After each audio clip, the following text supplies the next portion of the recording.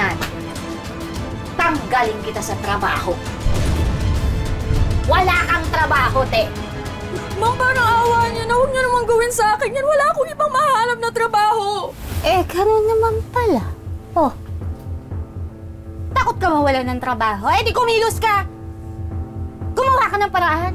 Kung kinakailangan magsayaw-sayaw ka doon, kumanta ka, tumambling ka, te. Oo, para na sa ganun magutom yung mga tao, kumain sa parisan. Gumawa ka ng gimmick, may benta, may kita.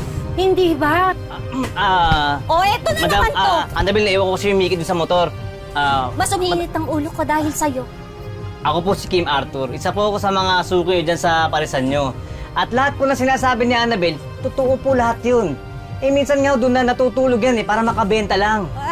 Masipag ho yan. Ang sipag, saan nga? Nagmamalasakit lang ho ako, madam. Huwag niyo po sana sinisisi si Annabel.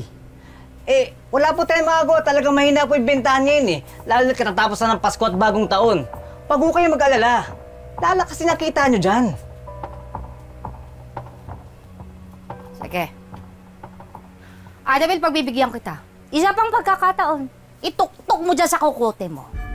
Kapag ang tumal-tumal pa rin ang pasok ng kita, ng benta, sa isang linggo, abay maghanap ka na ng titirahan mo at ng trabaho. At ipinapaalala ko sa'yo, itong tinitirahan mong barong-barong na ito, ako ang nagmamay-ari. Opo, niyo po. Te, ang ending mo, sa kalsada ka matutulog, sa kalsada ka titira. Opo. Naiintindihan mo yung sinasabi ko? Opo, naiintindihan. Namnamin mo, ha? Naiintindihan ko po, Tiyang Manda. Tita.